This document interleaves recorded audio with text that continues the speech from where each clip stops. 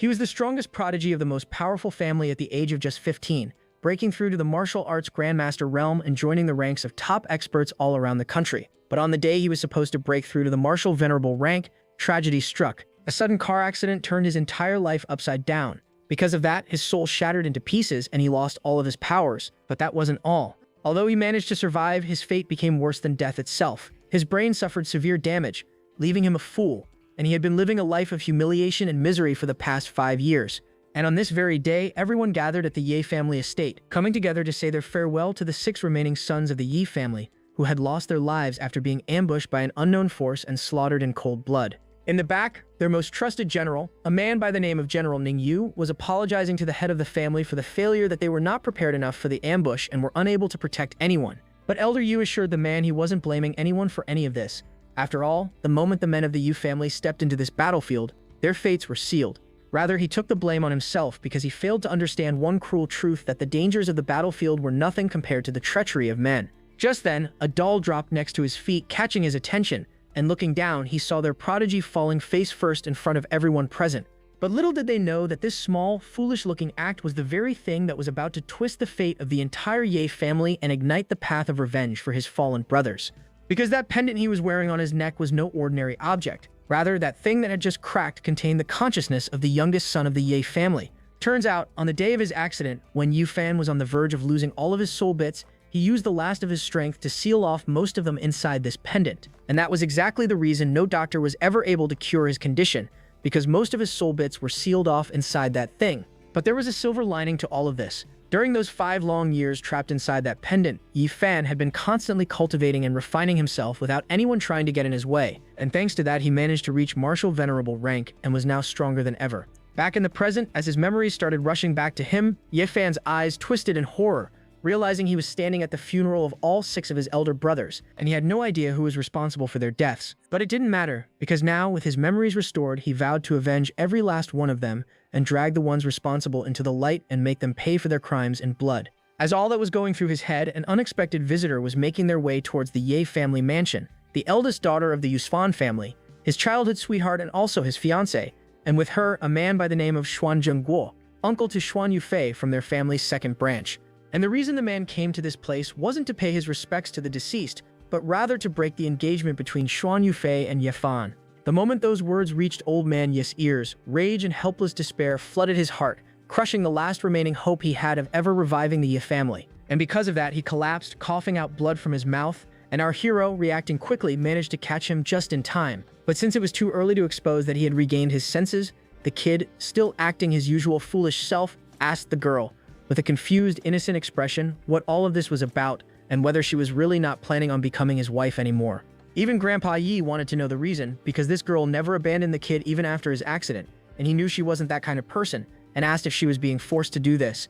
The girl tried explaining the reason to everyone, but the damned fox standing beside her cut her off, and reminded the old man that his Ye family had already lost all of its power, and now only had a fool to offer. Unlike 5 years ago, when they stood at the very top of the entire city, the Ye family was now nothing but a broken shell. So of course they had no intention of ruining the future of their precious eldest daughter of the Tan family by marrying her off to a fallen household, one that could only present a fool as its future son-in-law. Old man Yi wasn't happy hearing those words, but he was glad he got to see the true face of the Tan family before taking in their daughter as his daughter-in-law. Even the girl herself, in a trembling voice, told the kid they can't get married anymore. And the shocked kid asked the reason, but before she could answer, another voice cut through the whole place, declaring that if she won't marry him, then they will. Turning towards the sound, everyone saw 2 absolutely gorgeous women walking into the place who everyone recognized as the fiancés of 2 of the deceased sons of the Ye family and our hero's sister-in-laws. And cherry on top, these 2 baddies were not just looks and massive plots, but they were absolute powerhouses in the entire city, one known as the 3-star Valkyrie, and the other head of the Southwest pharmaceutical industries. And both beauties took the kid into their warm and soft embrace, declaring to everyone that they, along with the rest of the Ye family's sisters-in-law, were willing to marry Ye Fan and help the Ye family preserve its bloodline. The old fox and Xuan Yufei both had their jaws on the ground as they heard those words come out of their mouths. Even the people gathered in the place were left speechless that these 2 women willingly came forward to marry a mentally impaired person just to help the Ye family in their most desperate time.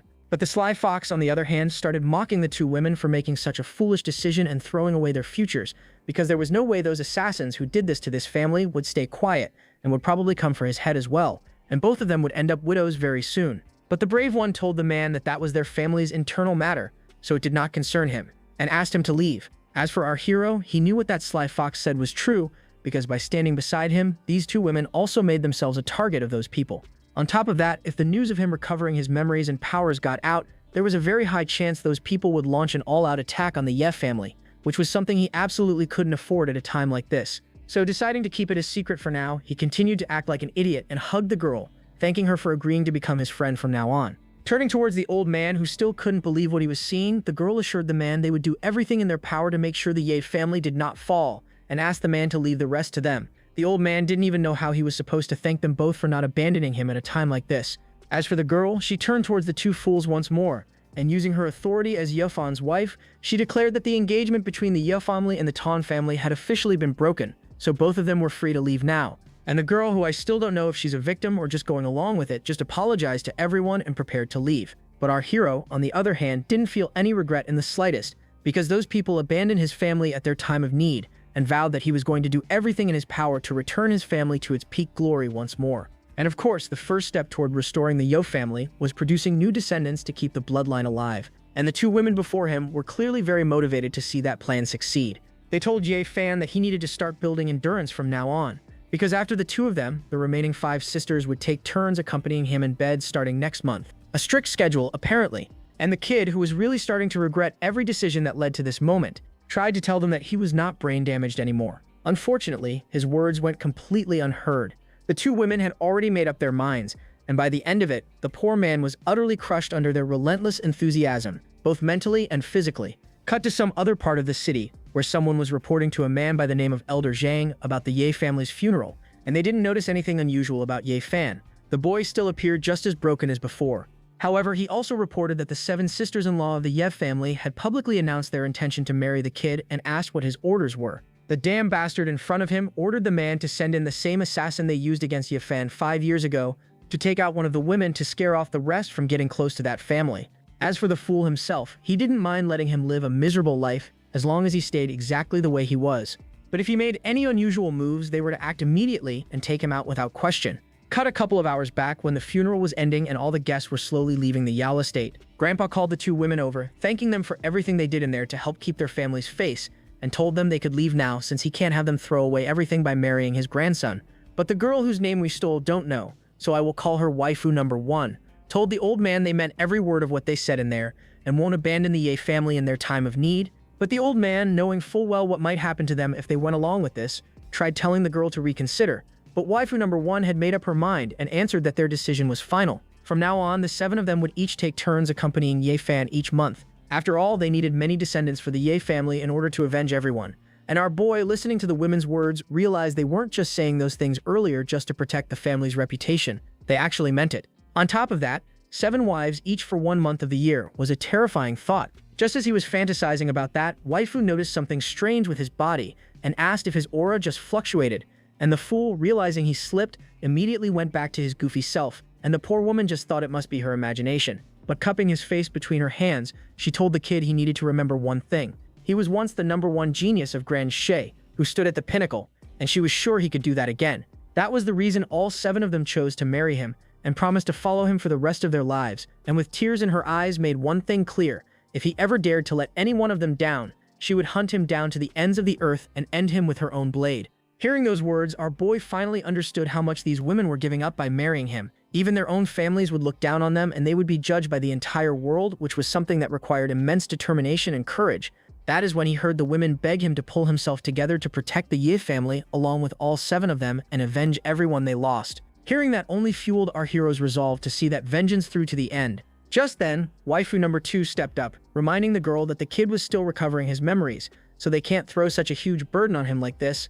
But waifu number 1 answered not to worry about that, since she has already contacted Lei Qianjia, who would be coming to treat the kid very soon, something that shocked even the old man, since this person was known as the medical saint, and he was sure if that person took action, his grandson might finally have a chance to recover. Meanwhile, our hero, who was watching the poor old man, knew that he himself was in a very bad state. On top of that, he had been suffering one blow after another, and if this kept up, his condition would only worsen. But if that medical saint came to their house to treat him, he could use that chance to help the old man as well. Thinking that, he started celebrating, saying he wanted to be treated, but waifu number 1 noticed it again, a fluctuation in the kid's aura. But before she could ask about it, waifu number 2 jumped on the kid, and treating him like a child, she assured him not to worry about anything and leave everything to them. That is when suddenly, she got pushed onto the kid. The unexpected contact startled both of them, especially the woman, since she ended up dangerously close to the kid's weapon, which left her completely flustered. As for the one responsible, she still had a smile on her face as she gave her permission to have the kid all to herself for the first month, and told both of them to make sure they do a good job. As for our hero, who just got upgraded from a prodigy to a full-on breeding machine, he didn't even know what he was supposed to say to that. Just then, a fist landed on his chest.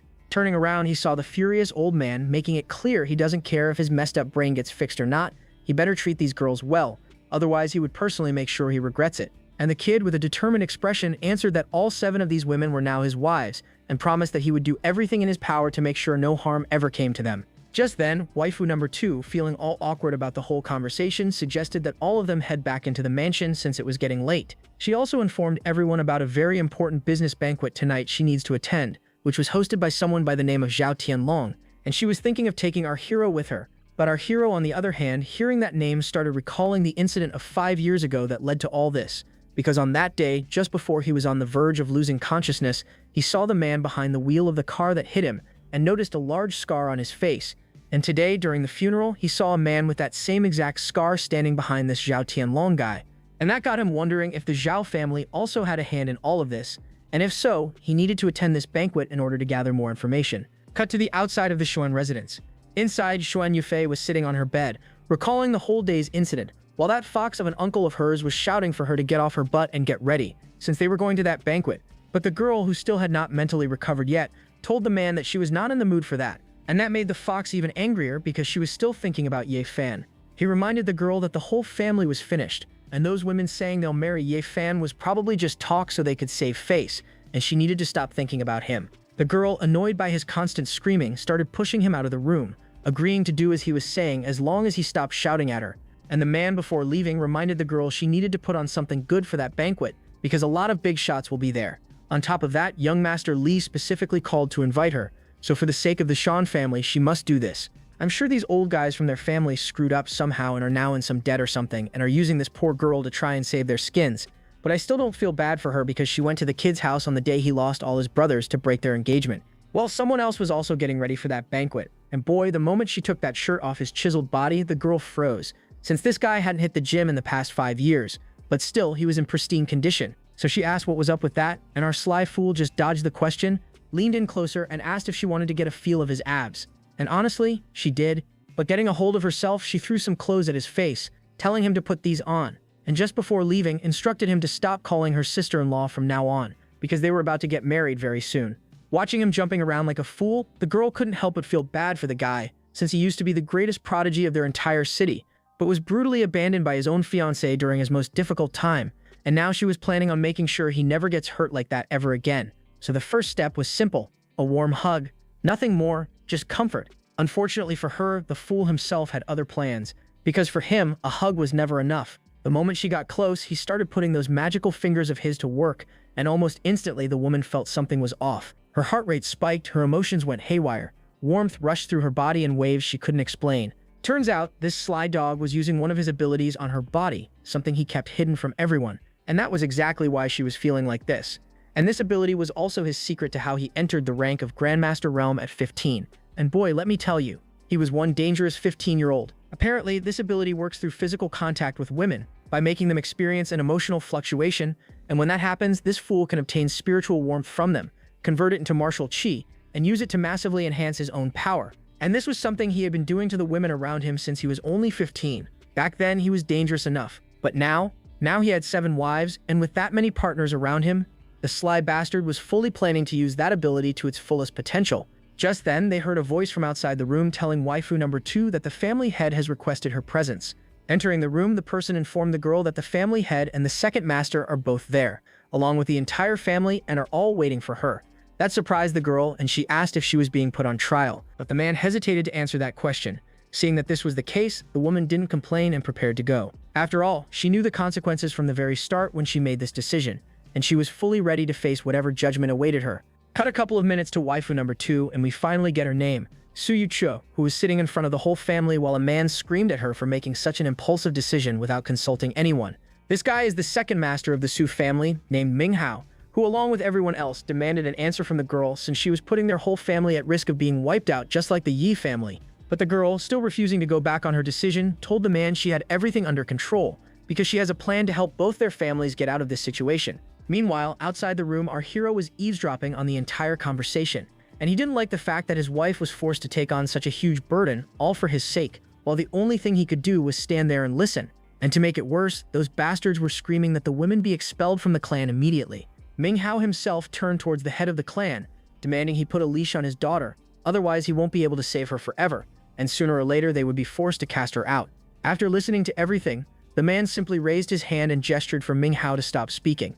After listening to everyone in the room, he gave his final decision, and it was that he supported his daughter's decision to help the Ye family in their time of need. He reminded everyone how, 30 years ago, when the Su family was on the brink of collapse, it was the Ye family that supported them by providing the financial aid they needed. Otherwise, the Su family would have been nothing more than a small workshop today. After giving his decision, he made one thing clear. Anyone who had a problem with it could pack up and leave immediately. Just then, the phones of everyone present in the room started ringing. When they checked what was going on, they saw that for some reason, most of their suppliers had suddenly announced that they would no longer work with the Su family, which was a clear threat for them to stay away from the Ye family. On top of that, some powerful figure directly threatened to blacklist their family forever if they didn't take back this decision. The situation was grave indeed, and Su Honghai realized they might have provoked someone they shouldn't have, and that person was clearly planning to use the Su family as a warning to the remaining families, a message to stay out of their way. The rest of the brothers agreed, reminding the man that they can't risk everything they have for a family that has already been destroyed, and the man knew he had no other choice because if he pushed this any further, he'd be gambling with his own blood, risking the same fate that swallowed the Ye family whole. On top of that, their chances of partnering up with the Xie family would drop straight to zero if they provoked these people any further. Furious, Minghao turned towards Yishu, blaming her for everything, but the girl remained calm and reminded the man that the Xia family was also attending the banquet she was going to, and assured everyone she was going to do everything in her power to secure a partnership with them and protect the Su family. And before leaving, she assured everyone that her Su family was going to have morality and interests, but even so, if they don't believe in her, then they can sell their shares and leave because she won't stop them. After listening to everything and how well she handled the whole situation, our hero was genuinely impressed at his wife. Cut to the banquet, and our hero was looking around the place, wondering who from the Xia family was attending this function, since he wanted to meet them beforehand to try and help Yakshu sign a contract with them. Just then, he heard a voice from the back calling for him. It was a bunch of rich brat low-life scums who were calling our boy the fool of the Yakshu family and asked what he was doing in a place like this and if he was wandering around looking for something to eat. Our hero immediately recognized the leader of the scums as Zhao Tianlong, the same guy who was standing with that scar-faced man at his brother's funeral, but still acting like a fool. He told the man he was hungry and asked if he had anything to offer. Yeah, the bastard did, and he spat inside the wine glass like the pig he was, and started stirring the whole thing up using his cigarette. As for his lackeys, they also decided to contribute to the degradation, and not sure what it was, but they tossed something disgusting into the thing to give it some extra flavor, after which the bastard offered the thing to our hero. Turns out, this scumbag was jealous of our hero, that even though he was a fool, he got 7 peerless beauties who want to marry him, which was why he was planning on humiliating him in front of everyone today. Our hero, on the other hand, was cooking something else in his mind, so he took the glass from his hand without any hesitation, and that got the squad of goons all fired up. But instead of drinking, he started examining the thing, asking if this was how fine wine was made. That question cracked the fools, but our hero still thought something was missing to complete this cocktail.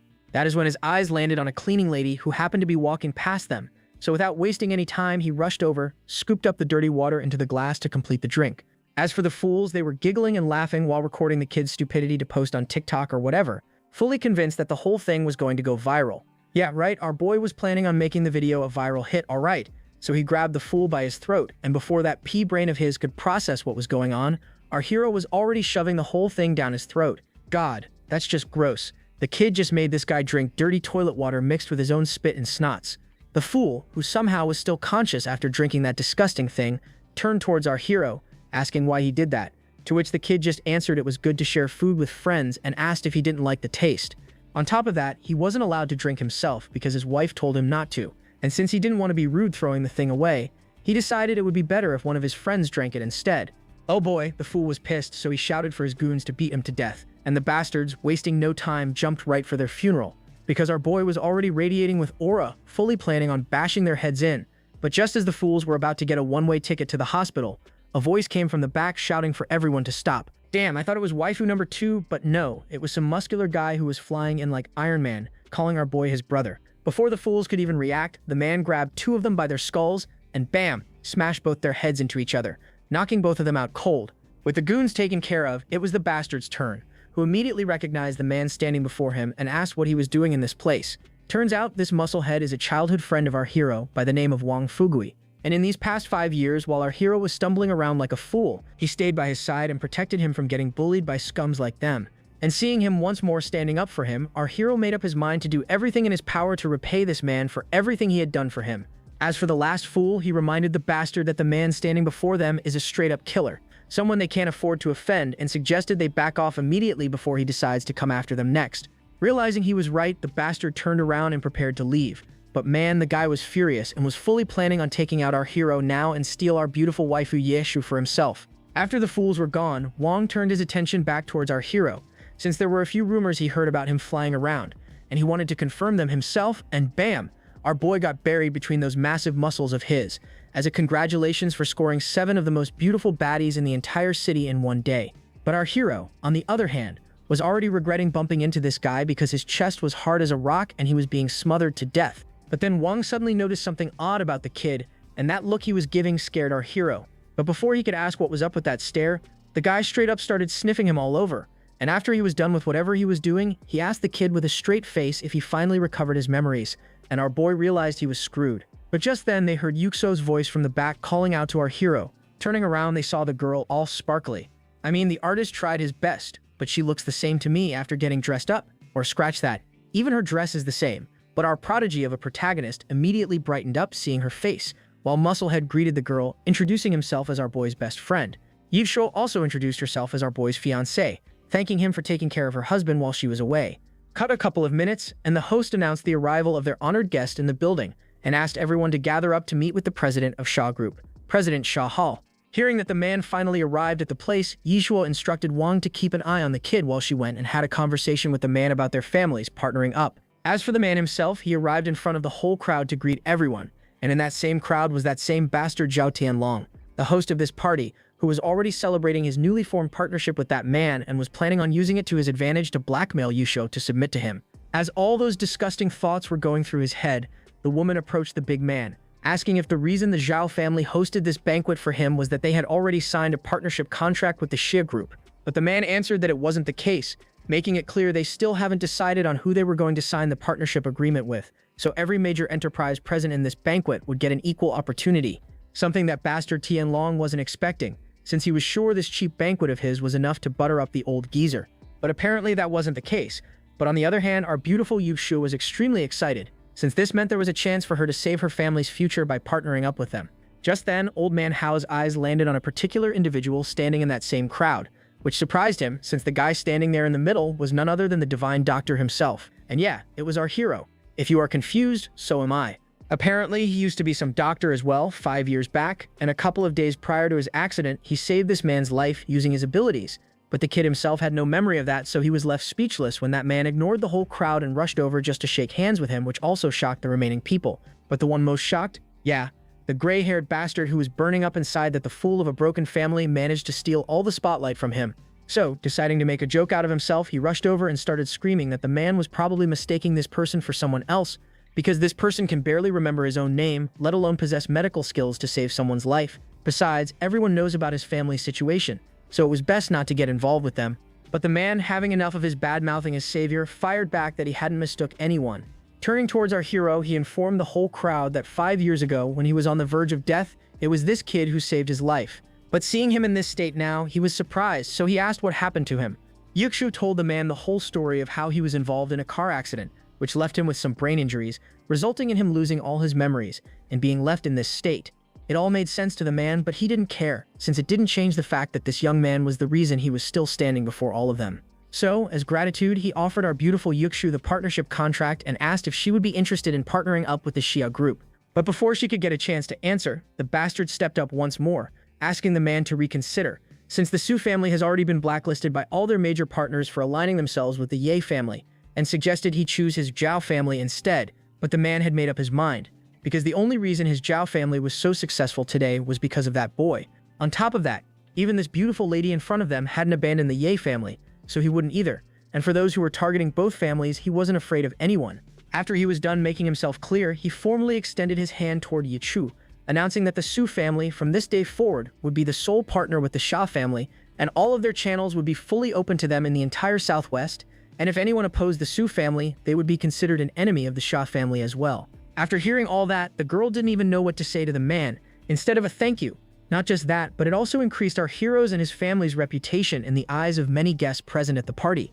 But let's not forget about the bastard standing right beside them, who was utterly humiliated, being outshone by a mentally impaired person in his own home, and his own party no less. As for the old sly man, he winked at the blushing girl, saying the one she should be thanking wasn't him, but the one standing behind her with that dumb expression on his face. Hearing that, Yachu immediately threw herself into our hero's arms, thanking him for everything, and the kid just smiled back, thinking as long as he could make his wife happy, it was all worth it. But bro, you didn't even do anything. All you did was stare at the old man in confusion the whole time. Anyway, since the old man guaranteed he gets lucky tonight, he thanked him as well for helping his wife, and also promised he would repay him for everything he did for them today, after all of this was over. Yeah, the guy immediately realized the man standing before him was no fool, but just as he was about to say something, the kid wrapped his arms around his shoulders again and started whispering into his ears to keep this a secret, since he was being plotted against. So for now, he can only lay low to avoid being hunted down. So he was not to reveal this to anyone and wait for his instructions, since he would be needing his help to uncover whoever was behind everything. Hao agreed, but was still in shock. Not just the fact that the kid was perfectly sane, but also the meticulous planning he had pulled off at just the age of 20 left him stunned, and he was certain that if he sided with the Ye family while this kid was around, then when they rose back to power, the Xia family would surely become the next superpower clan in the entire city. With that in mind, he assured the kid he would always have his back and make sure no harm ever comes to him or his family. Something the gray-haired fool couldn't accept, so he reminded the man they already agreed their families would be the ones cooperating. So what was all this talk about supporting the Ye family all of a sudden? Our hero, on the other hand, deciding to strike while the iron is hot, pointed at the guy saying he was a bad man who wants to steal his wife from him, and that startled the man. As for old man Hao, he realized this must be the first task the kid was giving him, and not sure what possessed him to think this was the best way to handle this situation, because he straight up bitch slapped the guy in the face. Not that I'm complaining. After which, slipping back into his serious tone, he asked the guy if he was really trying to give him orders. On top of that, they never agreed upon anything, so he has no right to question his decisions. Tianlong, after getting slapped out of nowhere, asked the man if he lost his mind, reminding him he may be from a powerful family from the provincial capital, but he still can't hit someone like him. But let's be real, if his parents would have slapped him once or twice, he wouldn't have turned out to be such an ass in the first place. Howell, on the other hand, replied that was for casting his dirty sights on the young master's wife, but he still wasn't satisfied. Since he wanted to teach him a proper lesson, he asked his men to escort the guy out of the building, since he clearly had a little too much to drink if he thought it was acceptable to act so rudely toward one of their guests. Wait, I thought this was his house, but apparently not. He rented the place and now he was being kicked out of it. After that matter was taken care of, Hao turned towards Yishu, suggesting they find a quiet place to discuss their future cooperation. Cut a couple of minutes and the guy was getting dragged out of the building by his goons after getting his ass thoroughly handed to him. Man, how humiliating. Not only did he get slapped right in front of the entire crowd he personally invited, but he also got kicked out of the very building he paid rent for and beaten up like an absolute low-life trash. But then again, not that I'm complaining, he deserves all of it. But taking a hold of his thoughts, he turned towards his goons, asking about some preparations. And the excited fools assured him they took care of everything just as he had instructed. Cut to some other part of the city where our hero was seen making his way back to his mansion along with his beautiful wife who just couldn't get her eyes off of him since the guy looked way too handsome in that outfit. And that got her wondering why she didn't notice this sooner about him. Just then, our hero noticed her staring and turned towards her, but still acting like a fool. He asked the girl if he looked so good that she can't take her eyes off of him. And man, look at that hand, it's in a very dangerous location at a very wrong time. He wasn't done though. He stepped up his game and got straight to the point, offering to let her stare at him all she wants once they get back home. And the blushing girl immediately started fantasizing about making babies with him. Although she was shy, she knew she has to thank the kid for everything he did for her at that banquet. On top of that, as his wife, it was her duty to consummate the marriage with him tonight. But what worried her the most was the fact that the kid probably doesn't know anything about that stuff, so she will have to teach him everything. Yeah, girl, good luck with that. The kid is a pro. If anything, he will probably be the one teaching her. And speaking of being a pro, the fool actually activated his ability on her leg. What the heck, man, did you forget she is the one driving the car? And just as I had feared, the girl lost control over her thoughts and almost slammed the car into the sidewalk, but luckily she managed to hit the brakes at the right moment. And the fool responsible for it all was actually acting all innocent, asking the girl if she was fine. Yukiya, however, was wondering what just happened to her, since it was the same sensation she felt this morning before coming to the banquet, and if this could be the kid's secret ability which he unknowingly activated on her. Realizing the kid possesses magic fingers, the girl knew she just hit a jackpot and told our hero that his ex-fiancé Xuan Yufei didn't even know what a gem she missed out on. But she, on the other hand, would never do what she did to him, and forgetting all about the remaining 6 waifus waiting in line, declared that he will belong to only her from now on. And the sly one immediately buried his face between those meat cushions, thanking the girl for saying that. But then, while he was enjoying those warm cushions, he noticed something off, so he told the girl he needed to use the toilet real quick, so he will be stepping out of the car for a bit. And since it was a number 2, he told the girl to wait for him for a bit, since it could take him some time to finish up. Turns out his instincts were on the money, because not far from them, another car was parked, and inside were the 4 fools who came here to take the kid out as payback for everything that happened tonight. Next chapter, and 3 of the 4 goons were wandering around the place looking for the man, but no matter how long they searched, there wasn't even a single trace of him anywhere. But then, while looking around, Tianlong's eyes landed on a familiar figure standing in the distance, so he immediately rushed over to catch the man. But as he looked at his face, he saw that it was a completely different person. Annoyed, he asked the guy if he saw someone walking around this place wearing the same color suit as him. Turns out he did, and the man pointed to the distance saying that the person went that way. Hearing that, Tianlong called for all of his goons and started walking to that place, telling everyone to make quick work of that guy, since he was planning on kidnapping Yuxue after taking care of the kid, to vent his frustration on her tonight. Fast forward, they arrived at the place, but there was still no sign of the kid, so in his anger, Tianlong started screaming that they probably got tricked by that man. But then he heard that same guy's voice saying that the person also left him a message for all of them. Annoyed, Tianlong turned around, asking what it was that he wanted from them now, to which the man replied that the person told him that bad guys are chasing him, so he asked him to slaughter all of them. His tone shocked the fool, and he asked what he meant by that. But before he even finished that sentence, the man moved like a flash of light, taking out several of the goons with one swift move. Seeing how powerful this person was, Tianlong realized he was in trouble and asked for the man's identity and why he was doing this. Well, no surprises there. It was our hero, wearing some kind of a mask on his face, which he magically manifested out of thin air. Because why not? Seeing that face, Tianlong was stunned that a fool managed to use such a perfect disguise and tricked him. But then it hit him, and he finally realized the truth. This man was never mentally disabled, he was just faking it all along. And if that was the case, then that means in the past 5 years, when everyone thought he was finished, he had been secretly getting stronger, meaning he was probably already surpassed the Grandmaster realm.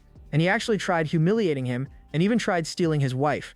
But our hero told the guy his crimes against the Ye family weren't limited to that, and pointing to the man beside him, he told the guy that 5 years ago, at the scene of his car accident, he saw this man inside the vehicle that hit him. Realizing he was screwed, the guy fell to his knees begging for forgiveness, putting all the blame on Tianlong, since he was the one who ordered him to do that. Next panel, bam, the guy was turned into powder. Literally. I mean, the kid didn't even hesitate, and that scared Tianlong out of his mind, and he fell to the ground, asking what kind of martial arts was that disintegrates a man with just one hit. Seeing how pathetic the guy was, our boy decided to fulfill this last request of the man and explain that his martial arts comes with a fire attribute, which can easily blast a target directly into powder, and it was all thanks to the ball of kindling fire inside his body, which allowed him to use this skill. And since he didn't have anything else to say, he told the man to say his prayers, because he was about to send him to hell. The fool started screaming, proclaiming it wasn't him who wanted to have him killed, but someone else who ordered him to do it. He told the kid about some big shot from the provincial capital who assigned people from the Liu family and forced him to do it. That family name shocked our hero because he was well aware of them. Turns out in the past, Elder Liu of that family was his grandfather's most loyal subordinate, so he never expected them to be behind his family's fall. But the trembling guy wasn't done. He started spewing out more information, saying even they were forced by someone else. And from what he knows so far, the order came from Shangjiang. Furious, our hero demanded he spill everything and asked who was this person from Shangjiang who ordered all of these families to go after them. But the man didn't know about their identity. The only thing he could tell was that in Cloud City, the Zhao family, Wang family, and the Li family all served that big shot, and their orders always came through from the Liu family, because that person uses them to contact all of them. After he was done speaking, he begged our hero to spare him, promising to serve him for the rest of his life, to which our hero asked if he was willing to keep everything he saw here tonight a secret from everyone. The trembling man swore he would and even offered to help him uncover the true mastermind behind everything. Yeah, the guy tried laying his filthy hands on his beautiful wife, so there was no way in hell he was walking out of this place with his life. And after turning him into ashes, our hero told the guy he doesn't trust his words. On top of that, he needed to make some preparations for his next step, since he now had 3 targets to take care of before going after the real culprit responsible for the murder of all his brothers. Just then, he spotted Yixo walking around the place looking for him, and the poor woman was scared out of her mind that she wasn't able to find the kid anywhere. That actually brought a smile to the kid's face because that woman was scared of such dark places, but she came out here anyway because she was worried about him. So deciding not to scare her anymore, he came out with a smile on his face, telling the girl he was fine. Seeing his face, Yiksho asked why he was gone for so long, since she was worried sick about him, and the kid quickly dodged the question, pointing to the side, telling her to watch out for that mouse. The poor girl immediately jumped up, scared of the rodent, and wrapped her arms around our hero, and the sly one complimented that the girl smelled really nice. Realizing he was just messing with her, the girl scolded him for scaring her on purpose, but the kid scooped her up in his arms, saying he wasn't joking, and offered to carry her to the car because he was sure that thing was still around here somewhere. With that, both of them came out of the park and prepared to head back home. But not far from them, two of the lookouts left by Tianlong, who were supposed to kidnap Yuxu, were left stunned that the kid came out of that place instead of their boss. Fearing that something went wrong, all three of them immediately rushed out of the van to go and look for all of them. Cut a couple of hours and the Zhao mansion rang with a furious scream of someone after hearing the news of what happened. Turns out it was that fool's father and the head of the Zhao family, Zhao Dechon, who was furious that his son, along with his personal bodyguard, both vanished without a single trace. So he ordered the men to go back and keep looking for them. But the men before him informed the guy that they took hundreds of their men to that park to look for that kid, and even checked the river, but there was no trace of either of them. They informed the man about a mysterious expert who came out of nowhere and knocked most of their guys down and were sure he was the one who took both of them away somewhere. Hearing that some powerful expert was behind the disappearance of his son left the man scared, and he wondered who that person could be, or worse if the Ye family finally made a move on them. But he also knew he didn't have time to waste anymore, so he ordered both men to send everyone out to look for his son and report to him immediately if they managed to find any clues to who that person could be. Fast forward, and he was walking back to his room, scared out of his mind, wondering if it could be about the incident from 5 years ago, because the only two people who disappeared were his son and the man they sent out after Ye Fan back then. Just then, he opened the door to his room and got startled seeing someone else sitting on his desk. Furious, he demanded to know who the person was and what he was doing in his room. And our boy, with a sly grin, answered if he can't even recognize the face of the man he tried to kill 5 years ago. Seeing that it was Yi Fan, the man was stunned, because it meant he was never a fool and was only pretending. Terrified, he tried calling for his men, but before he could get those words out of his mouth, a pen came flying through the air and pierced through his hand, trapping him in place, and in that split second, a piece of paper got tossed into his mouth as well. With him fully restrained, our hero slowly started walking up to him, promising to end him quickly if he answered all of his questions honestly, after which he took out the piece of paper from his mouth to start questioning him. The trembling man asked if he was the one responsible for the disappearance of his son and where he was. Our hero didn't even hesitate and answered his son was already gone. Hearing his answer, the man begged for his life, saying they were only following orders. Our hero, though, wasn't in the mood for that and asked who else from Cloud City was involved in the murder of his brothers, besides the Wang family and the Li family. The man answered none. Only these three families were ordered to arrange for experts to monitor the Ye family's movements at all times. But he doesn't know where those experts were right now, so our hero jumped to his second question. Who was the big shot family from Shangjing ordering all of this? The man told him he doesn't know much about them, only that one of their representatives occasionally called for them. But even he was always wearing a mask and no one knows his identity, so all of them just call him Young Master Joe. He also warned the kid that whoever it is, their power is so immense that they can even shake the whole city's government with just one order, so going against them was suicide. But that was our hero's problem, so he didn't need to worry about that because he had more important things to worry about right now. But the man, just like his son, begged our hero to spare his life, promising he has one more clue to give him, so our boy ordered him to spill out everything. The man told the kid that besides wiping out the Ye family because they were growing too dominant, those people also seemed to be searching for something important in the city. To that, our hero tightened his grip, demanding he tell him what that thing was, but the old man answered he doesn't know either. That answer only frustrated our hero even more, because this man turned out to be completely useless. So in his frustration, he used the same ability on him, turning his whole body into ashes, sending him to join his son in hell. With that, the story cuts to the next day, and turns out our hero had been busy the whole night. Not only did the father and son disappear without leaving a single trace, but the Zhao family's second master's whole family also ended up in a car accident, and no one survived. And their third master fell from a building as well, wiping out the whole Zhao family in one night. The news left the old man wondering who could be behind all of this, because it was clearly no coincidence that the whole family got wiped out in one night. On top of that, this person didn't even leave a single trace behind.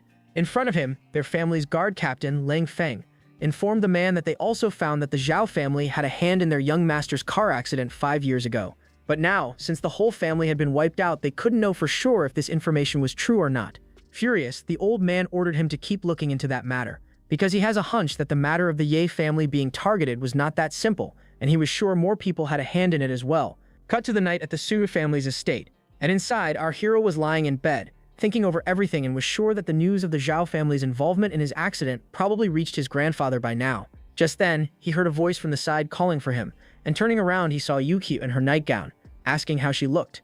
Turns out she finally managed to gather up her courage and was finally ready to give herself to our hero, but she was also afraid that the kid didn't know anything, so she probably has to teach him everything herself. As for our boy continuing his innocent act, he told the girl she looked beautiful in that dress, and the blushing girl told him to get ready. But the bastard, still teasing the girl, asked, "Get ready for what?" while thinking that the girl looks extremely cute when she is shy. Poor Yuxue, still not sure how to explain to him, just muttered they are going to sleep together tonight. The fool, still acting all clueless, told her to get in the bed then so they can sleep. So Yuxue clarified she didn't mean that kind of sleep. The cheeky little bastard leaned in closer, asking what kind of sleep she was talking about. Finally having enough of his annoying questions, the girl decided to get straight to the point and pinned him to the bed, after which she proceeded to take off his shirt, saying they will have to take off their clothes first, and the fool, using the opportunity, slid his hand on her back and pinched the girl, which startled the poor girl because she didn't expect that from the fool. But the bastard made up an excuse that he was just trying to help her undress as well. Yuxue, however, still uncomfortable, tried telling him she needs some time, but the fool started throwing a tantrum. With no other choice, the girl cupped his face between her hands, and since he wouldn't shut up, she landed a devastating attack on his lips, and that managed to do the trick, because the kid immediately stopped whining. With that, he placed his hand on her back and pulled her closer, and well, after that, I don't think I need to explain what happened.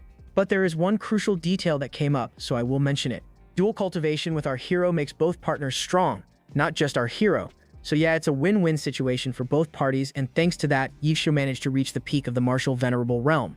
Cut to the outside, and the whole mansion was echoing with Yukuyu's moans, and the two men standing watch outside, envious of our hero, were commenting that even after becoming a fool, the kid's stamina hadn't diminished from back in the days. Man, back in the days, the kid was 15. What on earth was he doing that he was famous for his stamina? Fast forward a couple of hours, and Yuxu was completely knocked out, while the proud fool beside her thanked her for not abandoning the Yuxu family. On top of that, his strength had greatly increased thanks to her, and he promised the girl that from today on, she was his woman, so he won't let anyone hurt her no matter what. Cut to the Shu family's mansion, where someone was heard rushing into the place with urgent news. It was the eldest young master of the Shu family who came to deliver the news about the Shu family to Shu Jan, the head of the Shu family. Turns out both of these are adopted son and grandsons of the old man Ye Chengfeng, our hero's grandfather, and right now Shu Jan was asking Shu Jan if he thinks Ye Shan could have a hand in the destruction of the whole Shu family, but the old man told him to shut up and not to talk about such matters so casually in the open. He reminded the kid that the Ye family was their greatest benefactors, so they should be happy if Ye Fan recovers his memories. But the scared Zhu Dong asked what they would do if he found out that they also had a hand in what happened 5 years ago. Turns out these people were just taking advantage of the Ye family's kindness, and the reason they helped in taking out all of the men of the Ye family was because they wanted to get rid of all the competition and take all the Ye family's assets for themselves after that old man's death. Shu Jian, however, hearing him say all of that out loud, lost it and slapped him across the face, after which he brought out some papers saying he already sent out some people to investigate and found out it wasn't Ye Fan who took out the entire Zhao family. Turns out they managed to find a letter in the Zhao family head's study, which contained information about old man Zhao Dechang stealing a grandmaster expert's woman back in the day, and that person was the one who came after their entire family for revenge. Surprised, Zhu Dong asked if that letter mentioned the name of that grandmaster. It did, and the old man told the fool that it was a person by the name of Fan Ye. Okay, that's just stupid. Ye Fan, Fan Ye. It's painfully obvious this guy didn't even bother coming up with a fake name. He just wore his real one backwards and called it a day. But neither of the men knew who this person was. As for the old man, he was planning something, and Zhu Dong immediately realized what he meant by that. After giving him the hint, he asked the kid to go out and look for this grandmaster, because there was an important matter he wanted to entrust to him. And the drooling fool, thinking that he was planning on using this expert to get rid of the remaining 2 men of the Yu family so they can take over everything, got all excited and immediately set out to find out more about this Fan Yu. Fast forward to the next day, and our hero was sound asleep in his bed with Yushu, when suddenly they heard knocking at the door. Getting up, she asked what it was and heard the person informing her about someone who came to meet with our hero. Before she could ask who it was, the girl suddenly got pulled back onto the bed. Turns out our hero still hadn't had enough last night and was asking her to stay in bed with him for a little while longer. The girl tried breaking free, but since he wasn't listening, she gave up and asked who the person was who came to visit them. Turns out it was that pink-haired ex-fiancé of our hero, Zhang Yufei. The mere mention of her name made the girl furious, and she turned towards our hero who himself had no idea what was going on. Pouting, she asked what was all of this about and why was that woman calling for him. And our hero, seeing her acting like this, asked if she was being jealous, but the girl denied it. Our hero knew that was the case, so he told her both of them can go and meet with her together. A couple of minutes later, they arrived outside the mansion and saw the girl standing outside waiting for both of them. And Joan Yufei, seeing them both, couldn't deny how good both of them looked together. But Yushuo wasn't planning on wasting time with her, so she got to the point and asked why she came looking for her man after breaking the engagement, and if she wanted to mock him again. But Sean Yufei answered that wasn't the case. She only came to apologize to Ye Fan for what happened that day, explaining it was her uncle who forced her to break the engagement. Just then, they heard a car pulling up behind them with a man stepping out calling for Sean Yufei. Looking closer, our hero saw that it was the eldest young master of the Li family, named Li Yunyang. The man rushed over, grabbing Sean Yufei by her arm, saying he came here to take her on dinner, but the girl herself was caught off guard, so she asked who told him she was here, and if it was her uncle. Meanwhile, our hero, who originally intended to forgive her, changed his mind after seeing that their family chose the Li family, the very people who had a hand in destroying his whole family and the death of all his brothers. Seeing him trembling, Yugup grew worried about our hero and figured he must be devastated seeing his ex-fiancée with someone else, and in her anger she shouted at the girl, demanding to know what this was all about, and if the only reason she came here was to show off her new relationship. She made it clear that she was Yufem's woman, so she needed to stop bothering her husband with her antics, and to show her how serious she was about our hero, she took his face in his hands and kissed him right in front of both of them. Tears started running down Sean Yufei's eyes as she realized what this meant and asked if both of them already consummated their marriage, and the girl, looking all proud, answered they did and told her to hurry up and get lost. Our hero himself jumped in, telling Sean Yufei that it doesn't matter if she refused to be his wife because he already has Yuchu, and just to rub it in, he pointed out that his wife was prettier than her, plus he has 7 of them. Yeah, that hit her hard, and to be honest, I do not feel bad for her at all. Doing something that despicable on the very day the kid lost 7 of his older brothers? Yeah, she deserves this. With that, she turned around and prepared to head out, wishing the kid well for the future. The future cuckold tried stopping the girl, but she was so angry that she slapped the bouquet of flowers from his hand, telling him to get lost. Seeing her walking away, our hero didn't even feel a little bit of regret, because all of this had happened due to the choices she made, choices that could never be undone. Cut to the Liu family residence in the provincial capital, where an angry man was demanding answers what was going on. Apparently, the news of Shahao signing a contract with the Su family reached the capital as well, and the man wasn't happy hearing that the Sha family not only took the side of the Ye family, but was also backing up the Su family.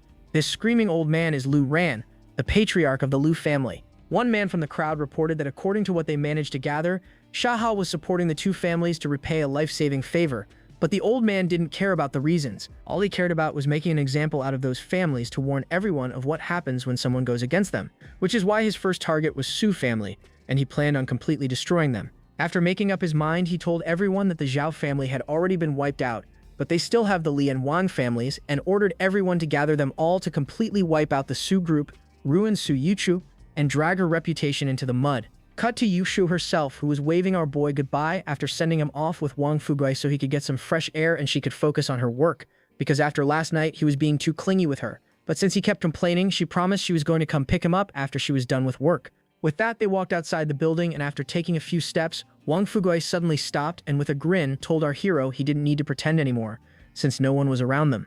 Surprised, our hero asked what he was talking about and heard Wang Fugui saying he knows he already regained all of his memories, so there was no use hiding it from him. On top of that, he had a hunch that the kid had a hand in the destruction of the Zhao family as well, and our hero only smiled at that, since this guy knew him too well. But he also knew he can't drag him into his mess because their family's enemies were just too widespread, so there was a chance they might come after him as well. So thinking fast, he started acting like a fool again, startling the poor guy. But thinking the kid probably still wants to keep it a secret, he decided to drop the topic. Instead, since the kid had retained his old self, he was planning on taking him to the place they used to often hang out and have fun. And man, that was one dangerous place. But my question is, what kind of place it was that allowed a 15-year-old to enter? But Wang Fugui popped his bubble, saying they can't go there anymore since he was married now. Instead, they were going to the second best place. Fast forward, and both of them arrived outside the location, and our hero was left stunned seeing where they were. The black market. But not just any black market, the biggest one in the city, where one can buy all sorts of rare and precious items as long as one can afford them, of course. Excited, our hero started walking into the place, already smirking to himself that this was perfect timing, because he was looking for some good items to get stronger anyway. As for Wang Fugui, his suspicions got even stronger, because the kid clearly remembered the way inside the place. So did our hero, because he knew the reason Wang Fugui brought him here of all places was because he knew he was in need of powerful artifacts to get stronger. With that, both friends started making their way into the place, but nothing caught our boy's eye. Just then, he heard Wang Fugui saying that today it was his treat, so whatever he buys, he will pay for it. So our greedy fool immediately activated a technique he learned while he was trapped inside that jade pendant, which allowed him to see the true essence present inside an item, using which he can easily tell which items were worth buying. And almost instantly, he noticed a piece of rock in one of the shops that was glowing in bright yellow light. Upon looking closer, he saw that this stone was actually a vitality pill, which was an extremely rare item that is needed to break through to the Grandmaster realm, and its true worth was in the billions. Meanwhile, Wang Fugui picked up a purple gem, suggesting to our hero he take this for his wife as a gift, since he was sure she was going to love it. That's when the kid remembered how 5 years ago Wang Fugui was on the verge of breaking through to the Grandmaster realm, but for some reason he hasn't achieved that level even after all this time, so this pill was perfect for him. So he picked up the stone, telling the man he wanted to buy this thing for his cat to play with, and the foolish shopkeeper offered to give that thing for free if he agreed to buy a gem from his shop. Guess what? This absolute buffoon had been using such a rare item as nothing more than a prop to fix his wobbly table legs, and was proudly smirking he managed to score a good catch today, but it was perfect for our hero. So using the chance, he told the man to pack that gem with this rock, and of course also told him that his brother was going to pay. But Wang Fugui tried protesting that he leave that shabby piece of rock and just take the gem instead, because he was sure his sister-in-law was going to get angry if she saw him walking back with that stone. But our hero had made up his mind and reminded the guy that he promised he was allowed to buy anything he wanted and told him to pay up now. After that was taken care of, he handed the evolution pill to Wang Fugui, saying this was a gift for him, so he needed to take good care of it. Just as he was doing that, he overheard some of the men behind him talking about the Ye family and how one of their enemies had hired a powerful expert to completely wipe them out. Hearing their words, our hero realized the enemy was starting to make its move, but the problem was he never expected them to take action so soon. Still, he wasn't afraid, since with his power, he was sure no matter what they threw at him, he was going to prevail.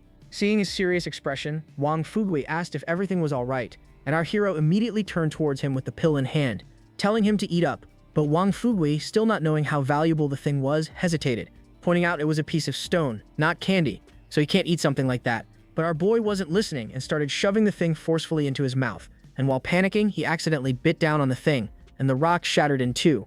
That is when he finally realized the true worth of the item after seeing what was inside that thing, a vitality pill. Thinking quickly, he immediately hid the thing, realizing they managed to hit a jackpot, finding an item so rare and valuable in a place like this. But the question was, how did something so precious end up in this small stall in the first place?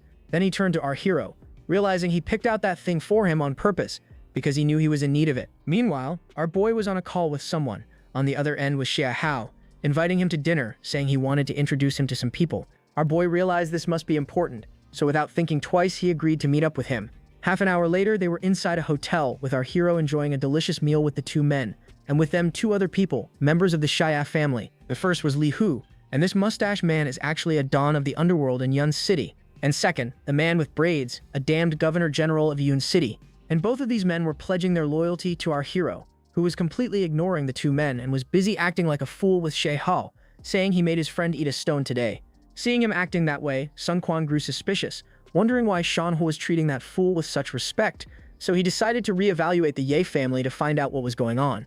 As all that was going through his head, Wang Fugui was busy trying to shut the kid's mouth up before he spilled out that they managed to get their hands on a precious treasure, but he also thanked Shan Ho for his kindness he showed to his brother. Just then, Li Hu received an urgent message from someone that Wu Laleng's entire crew has been mobilized, and all of them were going after Miss Suyi Chu, planning on hunting her down. And bam, the kid exploded with rage, hearing that someone had the nerve to target his wife. Just the aura pouring out of his body was enough to stun everyone around him as they struggled to stay on their feet. As for our hero, he was seeing red that those bastards were trying to touch his woman. Wang Fugui himself was scared, because this was the first time he saw the kid so angry, which got him wondering if he finally decided to reveal to everyone that he recovered all of his memories. Man, I was hoping the kid was going to show his true power to all of them. But no, he went back to his goofy self, skipping out of the building, saying he was going to save his wife. Xia Hao himself called for his army to be mobilized immediately and ordered them to protect Miss Su at all costs. Cut to some other part of the city, where a bunch of cars were speeding through the highway, and inside was our beautiful waifu with some of her guards, who were trying to shake off the pursuers. But no matter how much they tried, they were unable to outrun them. Damn, I see blood and I see bruises on the girl's body. These damn bastards are dead. Dead, I tell you. But even after sustaining such injuries, the girl didn't break and ordered her men to keep going, saying she doesn't care if she dies today, she won't let those bastards lay a hand on her. With that, one of the cars rammed into them, pushing them off the road. But somehow, the driver managed to regain control over the car, but they still ended up inside an alleyway. It was a dead end for the car, so they told the girl to use that narrow path to escape while they tried to buy her some time. The girl, however, refused to leave her men behind, but the men reminded her there was no time for arguing and told her they were just repaying the Su family for everything they did for them. Before they knew it, the goons had blocked off the exit, and both sides opened fire. Realizing she had no other choice, Yukshu prepared to leave, but she also promised her men she was going to come back as soon as she can with reinforcements to rescue them. But then, out of nowhere, she heard a slashing sound near her, and as she turned to see what it was, her eyes widened in disbelief, seeing the lifeless body of her guard falling to the ground. Looking up, she saw two men with cleavers in hand who had blocked off her exit, and one of them, wasting no time, lunged towards the girl. Meanwhile, in the back, panic rushed over her men, seeing that they were cornered from all sides. But while doing that, they let their guard down, which gave the bastards the opportunity they were looking for, and they managed to close in the distance between them. Turning back, they saw a bunch of guys, and in the front was the overlord of Yun City's underground forces, a man by the name of Wu Laolong. Before they knew it, both men were pinned to the ground, with both of them taken care of. The leader of the thugs approached Yukshu, offering to end her quickly if she agreed to have some fun with him. The one with the stupid mohawk on his head reminded the man that their orders were to finish her off quickly, but he was reminded that they were also told to humiliate and torment the girl first. Hearing his words, the girl picked up the machete from the ground and prepared to end her life instead of letting them have their way with her. The one with the mohawk started running towards her to pin her to the ground, but just as he was about to, the girl instinctively swung the blade, chopping off his hand clean off. Looking down, the man started screaming in agonizing pain. The girl herself was stunned, seeing how much her speed and strength had improved, and wondered what could have caused that. That is when she remembered our hero, how whenever she was close to him, she felt those warm currents running down her body, and wondered if that could be the energy that improved her martial arts cultivation this much. And if that was the case, then it also means Yefan himself was much stronger than she thought, and if so, then there was a chance he was pretending to be a fool all this time. Meanwhile, the bastard, realizing this woman was trouble, ordered all his minions to end her instead, before things got out of hand. And seeing them coming, Yushu started swinging the thing wildly, warning them to stay away. But despite the boost in her strength, she didn't possess any martial arts, and the men easily managed to disarm her, and she fell to the ground. Seeing her lying there, all three of them raised their blades to end her for good, and Yushu, realizing this was her end, closed her eyes, apologizing to our hero. And with that, one of the fools swung the thing straight towards her head, but a voice from the back shouted for Yushu not to be scared, since he was here to save her. Just as the blade was inches away from slicing her head in two, our boy appeared on his bike, hitting the guy in the back, and the blade went flying through the air straight towards Yushu. But luckily, it didn't hit her. Instead, it flew past her face and crashed onto the ground. Opening her eyes, she saw our hero standing in front of her, which surprised the girl. And our hero, seeing her blood-stained clothes and the state she was in, took her in his arms, saying she scared him to death. Seeing him acting like that, Yukshu realized the kid truly recovered his memories. But our hero knew it was still far too early to tell her the truth, so he went back to his stupid self. Meanwhile, the bastard in the back was slowly creeping up on him, and just as he got in range, he swung his weapon towards both of them. But our hero was far too quick, and in an instant he turned around, taking the machete in his hand, and leaped towards the man, screaming that all of them were bad people who tried to bully his wife. And with that, bam! Both their blades collided, releasing shockwaves all around them. And then it happened. The man's sword shattered into pieces, and before he could recover from that, our boy grabbed him by his throat and started spinning him like a Beyblade, and using all his power slammed the fool headfirst onto the ground, turning his head into mush. Seeing his brutality, the rest of the goons started shivering in their pants. Even Yukshu herself was speechless, seeing how easily the kid managed to take out that man, and with such brutality. Just then they heard Wang Fugui's voice, who finally arrived at the place after everything was already over. And looking at the sight before them, both men froze, asking what happened here. Turning towards our hero, Wang Fugui wondered if he finally revealed his secret to his sister-in-law. Just then he heard Yushu's voice explaining that Ye Fan did all of this for her and didn't recover his memories. He just unleashed his ferocious instincts to protect her. Hearing that his secret was still safe, Wang Fugui gave the kid a thumbs up for doing a good job. Our hero, on the other hand, got annoyed, signaling him to stop gossiping and help find out who sent these people after his wife. Hearing his order, Wang Fugui activated his intimidating, serious expression and grabbing one of the men by his collar, asked who sent them here to hunt down his sister-in-law. The trembling man didn't even hesitate and started spewing everything, how the Wang family came to Wu Laolong and hired him to hunt down Miss Su. Hearing his words, our boy realized they were targeting another family in the city to prevent them from rising, just like how they did to them. And since clearly wiping out the Zhao family wasn't enough, he needed to make an example out of more of these factions to send a clear message that they were not to be messed with. Just then, Yixua suddenly lost strength in her legs, but our hero managed to catch her just in time. But the weak girl was still worried about her men and begged our hero to save them. So our hero immediately ordered Wang Fugi to take the men to the hospital. Cut a couple of hours to the hospital, and inside one of the rooms, a man by the name of Captain Zhao was slowly regaining consciousness. Opening his eyes, he looked around, asking where Miss Su Yikshu was, and saw our boy sitting beside him, assuring the man she was fine. She was just a bit scared, so she was resting. The man took a sigh of relief, but then his brain cells kicked into action, and his eyes widened in disbelief, realizing what he just saw. Panicking, he asked the kid if he regained his memories, and our hero answered that was the case, but also told him that only a handful of people know about this, and asked him to keep this a secret from everyone. Hearing his words, the man, despite his injuries, sat up, promising our hero not to worry, and swore he was going to take this secret to his grave. Our hero told the man the reason he chose to tell him this secret was because he was loyal, and that's exactly what he needs, people he can trust to help him protect his wife, Yishu. And since he risked his own life today to keep his wife safe, he wanted to repay him by helping him step into the martial realm. Saying that, he activated his power, and the man's whole body started burning up, with all the bandages covering his body shattering into pieces. Just as quickly, it was over, and the man noticed something strange about his body. All of his injuries had healed completely, and he was feeling a whole lot stronger compared to before. Our hero explained that he just stepped into the martial realm, meaning he was no longer an ordinary person, and from this day on would be considered a true elite among the people. Hearing how much the man had done for him, Zhao dropped to the ground, vowing his eternal loyalty, promising to protect Yukshu even if it meant giving his own life. But our hero wasn't done. He handed him a vial containing strengthening pills, which would help him improve his cultivation and make his body stronger, and promised if he did his duties well, he would receive no shortage of benefits. Cut to the Zhu family mansion, where Zhu Dong was informing Zhu Jian that he managed to obtain the contact information of this Fan Ye guy, and suggested they immediately hire him to take out old man Ye Chengfeng and our hero. But Zhu Jian was still skeptical.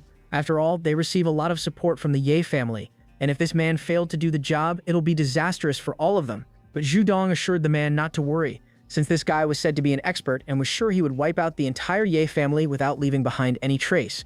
Cut back to our hero, who was making his way out of the hospital when he suddenly received a message on his phone. Looking at the screen, he saw that someone was addressing him as Fan Jie, saying they have an important task for him. This surprised our hero since he didn't expect anyone to track down this identity of his so quickly. But as he read through the message, his eyes widened in disbelief. Yup, it was that Yu Dong offering him a contract to assassinate him and his grandfather. He also offered him a reward of 1 billion, instructing him to meet under the Yun City's central bridge at midnight. Confident, our hero prepared to head out and meet with this mysterious man to settle another debt. Cut to another part of the city. Inside what looks like a club, a man by the name of Wang Chao is seen flanked by 2 women. Just then, a panicking man came running to deliver the news of Wulad Rayan's failure, how his entire force got wiped out and Yushu was still alive. Furious, the man kicked the table, scaring both women while cursing at the useless fool for failing to take out one girl, even with an army of goons by his side. That is when he heard the sweating man informing him that the one who took out Wulalan was the fool of the Ye family, Ye Fan, and that surprised the man. But trembling, he ordered the man to leave that fool alone for now since he wasn't worth worrying about. Instead, keep pressuring the Soup family. Otherwise, he won't be able to explain things to the people in the provincial capital. Just then, another man entered the room, surprising both men. Furious, Wang Chao demanded who the man was and how he managed to get past security. And yup, it was our hero, with his fat nose, who came to volunteer and help him resolve the problem with the Su family. But the man wasn't in the mood for any visitors, so he shouted for his guards outside, demanding an explanation for how they allowed a complete stranger to enter this private room. Yeah, well, Ye Fan calmly suggested that the man lower his voice since his men were peacefully sleeping on the hallway floor. That sight made all of them stiffen up because for someone to do that to all those men and make sure that none of them even realized what was going on out there, this guy had to be terrifyingly strong. But the guy asked all of them to calm down because he wasn't here to cause trouble. Instead, the reason he came to visit them at this hour was because he wanted to help them with the Sua family business. After which, he introduced himself as Fan Ye, the famous Grandmaster Realm expert who wiped out the Zhao family. Yeah, well, that was perfect because, coincidentally, they had been looking for him, so the man got straight to the point and asked for his price for dealing with the whole Su family permanently. Well, the answer he heard he wasn't ready for, since the guy demanded 2 billion for the job. The moment those words reached his ears, the guy's soul almost left his body, because that amount was just absurd. But the man wasn't here for negotiations and asked if he was insulting him by saying they can't even pay him that measly amount in exchange for his services. Well, the guy knew if he didn't do anything fast, he was dead, so he began brainstorming to find a way out of this situation, and the only thing he could think of was paying this man the amount since, after the annihilation of the Su family, all their assets were promised to them, and they totaled over 10 billion, so in the end it was definitely worth it. But then again, what if they also get double-crossed by the Lu family just as they did to the others? The risks were too high, so he apologized to the man and prepared to leave with an excuse that he was going to head back home and get his money ready. Not even 2 steps and something flew by his face, almost leaving a gaping hole to the side of his skull. Terrified, the fool looked down and saw the thing was just a plastic straw. But the power behind Ye Fan's throw was so insane that the straw had pierced straight into the concrete floor like a steel nail. After making his point, Ye Fan calmly returned to the sofa, after which he graciously gave the man 10 minutes to prepare the money, warning that if he failed to do so, the next straw would go straight through his head. Yeah, he knew that wasn't just an empty threat. The guy literally meant it, so he quickly called his father and asked him to transfer 10 billion into his account immediately, no questions. As for the fool, this was perfect because not only was he planning on taking that cash, he was planning on taking out every single one of these men gathered in this room for daring to even lay a hand on his beautiful wife. Before they knew it, the money came through, which was later transferred to Ye Fan's account, meaning he had no need for the fool anymore. Confused, the man asked what he meant by that, and the answer came in the form of a cold smile as Ye Fan ripped that cheap mask off his face, telling the fool he was well aware that his family was responsible for the attack against his beautiful wife. Yeah, that was the last thing the guy was expecting to see, and he was so shocked seeing the fool Ye Fan behind that mask that he fell to his butt. Plus, unlike the other ones, this one had a brain, since he recalled how 5 years ago this guy was said to be at the peak of the martial grandmaster realm, meaning by now he was on a whole different level, and he messed with the wife of someone like that. So he instantly changed sides, fell on our boy's feet, and promised to do his bidding for the rest of his life if only he spares his life and that of his family's. Well, that much wasn't exactly necessary because, see, he already has plenty of people for that stuff. However, there was one thing he needed from him. And the fool, seeing a glimmer of hope, began begging for mercy, promising to give him anything he desired, which was good, really good. That's what our boy wanted to hear. So he demanded that he give him his life as payment for messing with his woman. Well, the bastard may have been a coward, but he wasn't planning on going down alone. If he was going to die here, he was taking this fool with him. So he began making a call to someone to record this whole conversation secretly, so everyone would know the one taking down all these families was none other than Ye Fan. But his luck ran out the moment he decided to go after Yu Shu, and our boy managed to notice what he was doing. So he immediately used the power of force and snatched that thing from his hand, sending it flying back into the distance. And since he refused to learn his lesson even at death's door, he decided to make it extra painful for the guy. And after he was satisfied, poof, he clenched his fist and the man before him turned into ashes. And with the main guy taken care of, it was now time to clean up the trash, so he instructed all of them to get ready, because none of them were walking out of this place with their lives. Cut a minute or two later, and the whole place had fallen silent with only ashes drifting through the air as our hero reached for that fool's phone to check who he was trying to contact. Upon checking the screen, he saw that it was that man's father, so he decided to leave him a message, tossed the thing to the side, and prepared to head out to find his next victim. Cut to the big man himself, who received a message from his son's phone about him being kidnapped by someone, and according to the text, he was being held hostage at Yun City's central bridge.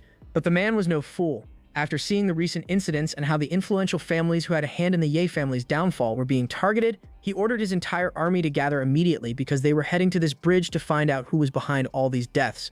Cut to the next day, and we are now outside a massive hospital building, and inside one of the rooms was our beautiful Yushu.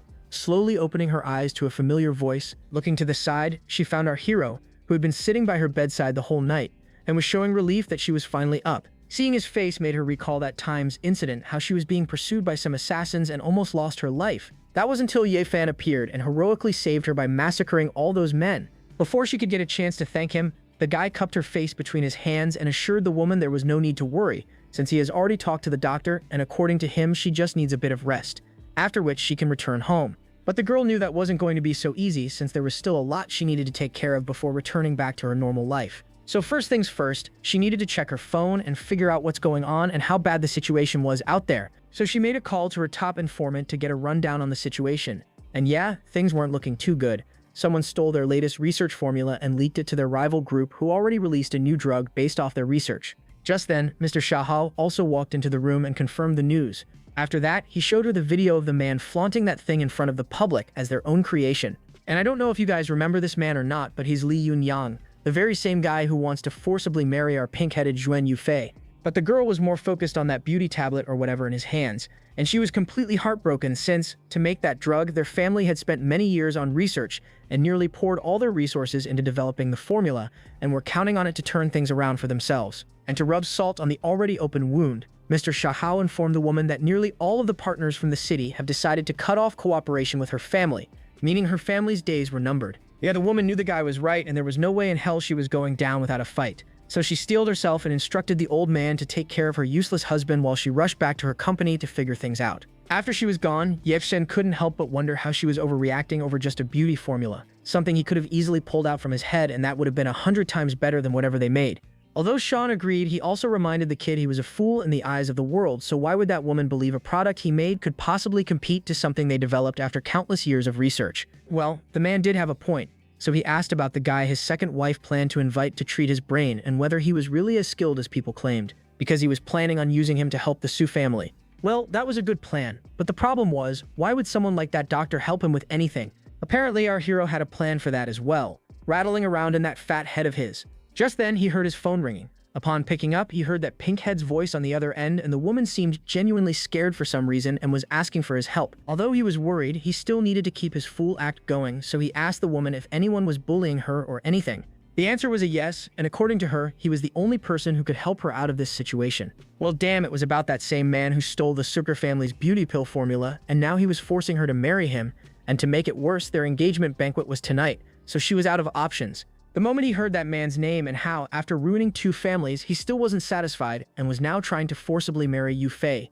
Ye Fan wasn't happy, so he asked the girl to send a car to pick him up, and he will help her deal with this pest that had been bugging her. Story cuts, and we are now outside that fool's mansion with our hero and Pinkhead, who was thanking the kid for agreeing to help her while apologizing for everything that she did to him on the very day his whole family fell, simultaneously putting all the blame on her pointy-mustached uncle, who forced her to break their engagement. While she did have a fairly reasonable explanation for her actions, it was all because of her father, who was in the hospital, and she didn't have the kind of cash needed for his treatment, so she had no other choice but to follow her family head's instructions for her father's sake. Yeah, well, turns out that story checks out because right after his own accident 5 years ago, her father was also involved in a car accident which left him in a vegetative state. That gave the second uncle of that family the opportunity he needed, and he rose to the seat of family head and seized control of their entire group. As for the girl, she assured our boy her feelings for him never changed and she still loved him. Otherwise, why would she remain faithful to him for 5 years even with his condition? Well, she may be right, but still his reasons for going after that man wasn't her, since at the end of the day her family also had a massive hand in the deaths of his brothers. The one reason he agreed to come here was because that man needed to be put in his place for the safety of his wife and her family. Just then they heard a voice to the side announcing the arrival of the bride. Turning to the side, they found the groom walking up to them with a bouquet of flowers in hand. As for this long-nosed fool's intentions, the main reason he was after this woman was because of her mother. And no, not that kind of after. He just wanted to seize control of the powerful forces backing her up. As for this girl and those thick thighs that were about to crush his head tonight, that was just a plus. But then he raised his eyes from her hips and saw our hero standing right beside her and immediately lost his cool. Demanded an explanation, and why was she latched onto another man on the day they were supposed to get married? Just then, he heard a voice from the side suggesting he mind his manners when addressing his brother. Yup, it was Wang Fugui, who demanded the fool address that man as young Master Ye. Otherwise, he warned he was going to mess up all the makeup he plastered on his face to hide his ugly mug. But not taking him seriously, the guy reminded Wang Fugui how the Ye family was finished. And soon this fool, along with that fossil who was desperately trying to save his family, would both be reunited with their dead relatives. Well, can't say he didn't warn him, because the moment those words left his lips, Wang delivered a devastating slap on the guy's face. And almost immediately, his attitude did a 180 as he began whining like a bitch while shouting for his guards, but was reminded how he was just a trash with not even a shred of martial energy, so Wang suggested he don't embarrass himself any further. Just then, as things were about to rapidly escalate, they heard Mr. Sha's voice from the side, who had also come to witness this momentous occasion and was suggesting to both men that they avoid violence on such a joyous occasion. Yeah, that was the last face he was expecting to see here, and he wondered if this was all part of that woman's plan. But it made zero sense, since how did a nobody like her manage to associate herself with such a big shot? As he was still trying to piece together what was going on, he heard the woman suggest to our hero they get this party started since the guests were already waiting for them inside. And finally realizing what this crazy girl was planning, scared the fool shitless since he never came prepared for any of this drama. Cut to the inside, and all the guests were seen turning their heads towards the couple walking into the hall. And let's just say that was the last thing they expected to see today, since they were pretty sure it was a marriage ceremony between that long-nosed fool and this girl. So what was that Ye family's fool doing standing so close to her? Well, that fool's father was also wondering the same thing. Why was his to-be daughter-in-law hugging that man in front of all those guests instead of walking in with the man she was supposed to marry? Terrified for his life, the pointy-mustached man ran up to the girl demanding an explanation, and was met with her icy glare as the girl basically told the old man to go screw himself, after which she turned around and began walking off, completely ignoring the fool's yelling. With that, the real spicy drama began, as she got ready to drag this man's whole family's reputation through the mud, along with hers as well. As she declared she was breaking her engagement with that man since she refused to be forced into anything without her consent, even revealing how it was her uncle who forced her to do what happened during the funeral of the Ye family's son. Plus, she was restoring her engagement with Yefan and asked for everyone's blessings. Yeah, well, cool speech and all, but it was too late for forgiveness because her actions had already brought shame to his family. Plus, she had a choice back then, and if she had shown even half of this determination on the day of the funeral, she wouldn't be in such a pitiful situation today. But at least that half-baked apology speech managed to piss off the fool who was actively being cucked in front of all his guests, and man, that guy was seeing red at the moment. But then again, not like he could do anything, since at the end of the day, he is a weakling who doesn't even have the guts to stand up for himself without the backing of his father. His father, on the other hand, was a different story. So he demanded the pointy-mustached man give him a proper explanation, otherwise there was going to be hell to pay. Yeah, the guy knew he was cooked, so he asked the man to calm down for a sec and let him handle this situation. And by handle, he meant running up to the girl and starting screaming for her to get her act right before she gets all of them killed. Yeah, well, apparently she had a death wish, so she refused to marry that beast in human skin. As for why she brought this man with her today to this function, it was because she wanted to let everyone know her feelings for him were still the same. They were still childhood sweethearts, which was why she was willing to remain by his side and love him forever, even if he remained a fool for the rest of his life. Well, damn, even that didn't work because our hero could tell this was just her act. She was using him as a scapegoat to avoid all consequences. So yeah, he wasn't exactly happy about that. By then, the cuck was at his limit, so he began walking up to the girl to slap some sense into her for choosing that fool over a handsome guy like him. But not even a few steps and something crashed against his cheeks, sending him flying through the air. Looking up, he saw it was Wang, who was reminding the guy about their earlier conversation about how he was to address his brother with respect. Seeing his son sprawled on the ground, his father lost it and shouted for his men to beat that guy to a pulp. Well, apparently things weren't looking too good for Wang, since even though he was strong, he was facing off against overwhelming numbers, but lucky for them, they had a literal Don on their side, and sensing that things were getting out of hand, the man stepped forward, suggesting they settle this matter in a civilized manner. That statement made the idiot's father furious, so he showed him his son's swollen face. Yeah, well, he wasn't asking, he was demanding, so he once again asked him nicely not to resort to violence and talk things out like adults. Well, apparently this time he got the message, so he decided to back away before this stupid man blew this whole place up. Turning to our hero, Li Hu suggested they head out, since things were already getting messy. As for the girl, she was just staring at the kid with those sparkly eyes since this man was still able to gather such powerful backing even after turning into a fool, and she was happy she didn't make the wrong choice. That was until someone grabbed her hand from the back, asking her to stop. Turning around, she saw the pointy-mustached man showing her a live feed of her father in the hospital, and for some reason, someone had an oxygen mask over his mouth, and the man seemed like he was having a hard time breathing. Terrified, the girl asked what he was doing, so the guy reminded the girl she forced his hand. As for what she was seeing, it was just one of his men administering a special kind of poison into her father's system, one that would make sure he never woke up again. But still, he wasn't completely heartless and gave the girl a choice. Leave that man, be a good girl, and do as she was told. Otherwise, she could say goodbye to her father. Trembling, she reminded the guy how that man was also his older brother. Yeah, well, he didn't really care about that stuff. He had been jealous of that guy his whole life because their father always chose his older brother over him, and now he was planning on taking over everything with his own strength. After making himself clear, he gave the girl 10 seconds to make up her mind and marry the man of his choosing.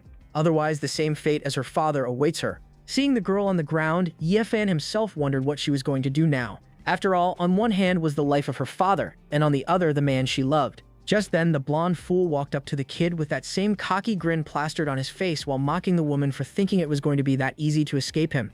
And to teach the fool a lesson who just cucked him in front of so many elites, he lunged in to slap him silly. But before he could get to him, Yufei stood up to shield our boy while shouting for the man to keep his filthy hands away from her man.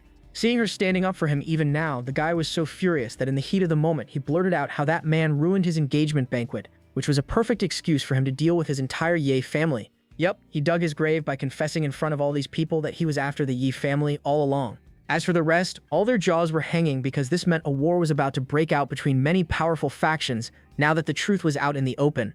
As for our hero, he just turned to the men and signaled them to stay out of this for now and let him handle this matter himself, because this was the perfect time for him to give the Li family and the people backing them a proper warning. As for the cocky fool, he shouted for our hero to stop hiding behind a woman and fight him like a man, promising he was going to send him to meet with his brothers. Well, apparently that was all the opening our hero needed, so acting like a fool, he thanked the man for doing something so nice. After which, he stepped in front of the man's incoming fist with Yufei trying to stop him, but the guy refused to listen. Same thing for Wang, who tried to intervene but was stopped by Mr. Sha. Back with our hero, who effortlessly moved out of the way, after which he grabbed the fool's wrist and with a confident grin asked if he was trying to kill a mosquito with that swing or something. As he got distracted by that dumb comment, our hero capitalized on the opening and shot a needle toward the man's arm, and the thing jabbed right into his body, causing a slow-acting poison to spread through his entire nervous system. But since it wasn't a fast-acting toxin, it only made the guy feel uneasy, a bit woozy from the side effects. He stepped back and asked what he did to him just now. But obviously the kid denied doing anything, but there was no way he was falling for that pathetic lie because his arm felt like it was about to fall off. Yeah, well, that arm should be the least of his worries right now because at the moment that toxin was spreading through his body and actively eating away at his vital organs, causing severe internal bleeding. Furious, the guy tried beating the truth out of him, but our hero moved out of the way and shoved the poor woman in front to save himself. And it worked because the woman called him out for trying to frame a mentally unstable person for something he was incapable of doing and making such a big fuss about it, just to hide the fact that he injured his arm while swinging his fist. His father also chimed in and said the same thing while suggesting they don't cause any more trouble since their guests were watching. Turning to the fool behind him, he signaled the guy to do something about that stupid woman. Pointy Mustache complied and ran up to Yufei, reminding her the time was up and asked for her decision. Her father or that mentally unstable man? And just to be clear, he leaned in closer and whispered in her ear how, after the commotion she caused tonight, other families had already started moving against the Yi family, and warned the girl that if she didn't do as she was told, something bad might happen to the last two remaining members of the Yi family tonight, and it will all be her fault because she dragged that man into their family's affairs. Realizing she dragged Ye Fan into her mess and now his life was in danger, the girl was left devastated. So to correct her mistake, she agreed to do as everyone wanted on the condition that no harm would come to the Yi family because of her. That's all the guy wanted to hear, so he instructed her to get off her butt, wipe those tears, and look pretty for her wedding ceremony, so they can get this over with quickly. But just before leaving, she apologized to the guy for doing this to him, but she has no other choice left. Turning towards Wang, she instructed the guy to make sure Yafan gets home safely, and take care of him from here on. But the guy was clearly against this, since he knew this wasn't what she wanted, and asked for the reason. But knowing answering that question would put his life in danger as well, she just told the man to just leave, since the two of them were never destined to be together. Mr. Sean himself was against this whole thing, so he asked the kid if he wasn't going to do anything. To that, Ye Fan just lowered his head for a second. Then, boom, he pointed at the fool while screaming that the guy was sick and can't have a wife, which the man mistook as him saying that he was impotent or something, so he shouted for his guards to throw them out. Yeah, well, there was no need for that because our hero was already bored with all this drama, so he got ready to leave himself. Following him, the two men also got ready to head out, but neither of them were happy about what was going on. Especially Wang, since the poor guy kept begging our hero to just give him a signal and he will pummel this whole place to the ground. Meanwhile, in the back, the two were now standing atop the stage, with the girl apologizing to the guests for all the commotion she caused earlier, blaming it on alcohol, and since the drama was over, she declared she was ready to get this wedding started. Back with our hero, who was just getting annoyed by this guy pestering him instead of just following his lead. Still, at least him constantly trying to stop him from leaving gave him the opportunity to watch the downfall of that bastard's family with his own eyes, since it was almost time for that poison to take effect. And then it happened. Just as he got to one, the man suddenly felt his whole body erupt in agonizing pain, so much so that his mind froze, and then bam, just as quickly, the fool dropped right next to his bride-to-be with foam coming out of his mouth. Terrified, his father rushed in to check up on his son, but the guy was completely unresponsive, so he shouted for someone to call for an ambulance. That's when another hand appeared to check the guy's condition, and the result shocked the whole room as the guy revealed the man on the floor wasn't breathing anymore. Well, not everyone in the place was sad about this outcome, especially Yufei, who had a hunch about what really happened. Cut to the outside, and our hero was seen coming up with his next move. But the problem was there was a lot going on in the city, and he still had no clue how many families were secretly working to destroy what remained of his family. But one thing he did learn tonight was that whoever these people were, they most definitely needed Yufei, which was why they were so forceful about marrying her to that scumbag, because that would give them access to all the resources her family had to offer, meaning he couldn't let that woman fall into anyone's hands for now. Just as he was coming up with something, he got tackled from the back by Wang, and this time the fool was 100% sure our boy had been faking it all along and was back to his normal self. Yeah, this man was being a bigger pain in the ass than he was helping, since he can't under any circumstances let this secret spill just yet, no matter what. So he began screaming at the guy, acting all stupid, while telling him to stop repeating that same dumb question over and over. Plus, he was heavy as hell, so he asked the guy to give him some personal space, while simultaneously cursing under his breath at how dumb this mountain of muscles was. Yeah, no, the guy didn't take the hint and kept insisting he tell him the truth because there was no way all of this was just a coincidence. Annoyed, our boy turned his attention toward the more pressing matter and signaled Old Man Sha to find out which hospital they were keeping Yufei's father in. Following his orders, he instructed Li Hu to do just that, and the man complied. But on the inside, he couldn't help but wonder why a man like Sha would go as far as to support a mentally unstable person. And after tonight's incident, his suspicions about the kid recovering his senses only grew stronger. Cut a couple of minutes, and they had managed to pinpoint the location of the guy, so all of them got ready to head out. But just as they were about to leave, the airhead behind them called for Mr. Shia's attention, And when asked what he wanted, the fool blurted out that if Sean was going so far to help save Yufa's father, was because he had started developing feelings for that woman, not even letting the guy explain himself. He warned the fool that if he even dared to look at that woman in a weird way, he was going to hammer him to the ground. Yeah, the poor man just turned around since he didn't want to deal with his nonsense. As for our Lihu, he suggested they hurry up, since according to his information, after the death of that man earlier, the pointy mustache was afraid Yu Fei was going to take over the whole family, so he was planning on transferring her father to another location to keep that girl under control. Wang was pissed that the guy still didn't learn his lesson, but Sean assured him not to worry, since he has already sent some people to stall that guy. Fast forward, and they finally arrived at the hospital, but just as they were about to enter, they got stopped by a bunch of men who were stationed here by that pointy mustached man. And according to the bald man at the front, no one was getting past them unless it was a direct order from his boss. But Wang demanded the guy move out of the way, otherwise he threatened to break his jaw. But the man just brushed it off since there were only 4 of them versus a dozen of their men. Yeah, right, like that was going to stop Wang, and the guy straight up broke the guy's jaw while simultaneously taking care of the rest of the goons. After he was done dealing with the trash, he asked our hero to head in while he keeps watch outside to make sure no one disturbs him. As for Sean, this was his first time seeing Wang's power, and the guy was terrified because before this he just thought of him as a side character, but this man was on a whole other level. Cut to the inside, and sure enough, Ye Fan found the man lying unconscious on the bed, so wasting no time, he began examining the man's body to check his condition, and luckily, he was still alive. But the bad part was this man's body was filled with 7 different types of poisons to keep him in this state, which also confirmed his suspicion about his accident also being planned, but since they weren't able to get rid of him with that, these people used these toxins to make sure he never woke up again. And if that was the case, then it meant he found his latest ally and got ready to cure the guy's body. And using that needle, he made several lightning-fast incisions, or whatever they do in acupuncture, to get rid of the poison circulating through his veins. As soon as that happened, the guy's body started shaking violently with his veins beginning to swell and darken. And just as quickly, the poison that was built up inside him began leaking out of the incisions made by Yifan. Following that, the guy slowly began opening his eyes, and the first thing he saw was our hero standing beside his bed. But before they could process his recovery, Yefan heard shouting coming from outside the room as someone claiming to be from the military was heard telling the guys stationed outside the room to step out of their way. Cut to the outside, and a man by the name of Guo Fei was seen walking up to the door to take the unconscious man inside of that room to another location. But despite them flaunting their military status and authority, Li Hu wasn't afraid one bit. Instead, he stepped right in front of the man, making it clear the only way he was getting past him was over his dead body. Seeing his determination, the guy signaled his men to get their guns ready. Well, if only he knew who they were pointing those guns at, because the man standing before them was a literal leader of a massive mafia organization. And because of that, the military man himself got a bit nervous because these were the last people he wanted to cross, knowing full well what would come for him and his family if he did anything to this guy. Plus, he was just sent here by that pointy mustache to scare these guys away, and he wanted nothing to do with these families' internal drama. Still, orders were orders, so he made up a lie that this was a top-secret mission from the military department, so he suggested the man step out of their way. But Li Hu stayed his ground. Not just that, he even signaled his men to get ready to put some holes into whoever tried to enter that room. But just as things were about to escalate, they heard our hero's voice from the back asking what was going on, and keeping his act up, he ran over to one of the men to grab the rifle he was holding. And that pissed the guy off, so he pushed him off him, causing our hero to stagger back a little, resulting in some gold coin falling from his coat pocket, and the thing landed right next to the main officer's feet. But before he could take a closer look at what the thing was, his man kicked the item to the side. But that brief glimpse was enough for the man to realize that coin wasn't any ordinary item. But by then, another one of his men had picked up the thing to check if it was valuable, but he quickly lost interest since there was no way a valuable item would end up in the hands of a fool, so he tossed the thing into the garbage can. Yeah, no, the ground nearly disappeared underneath the officer's feet when he saw the guy do something so stupid to such a priceless item.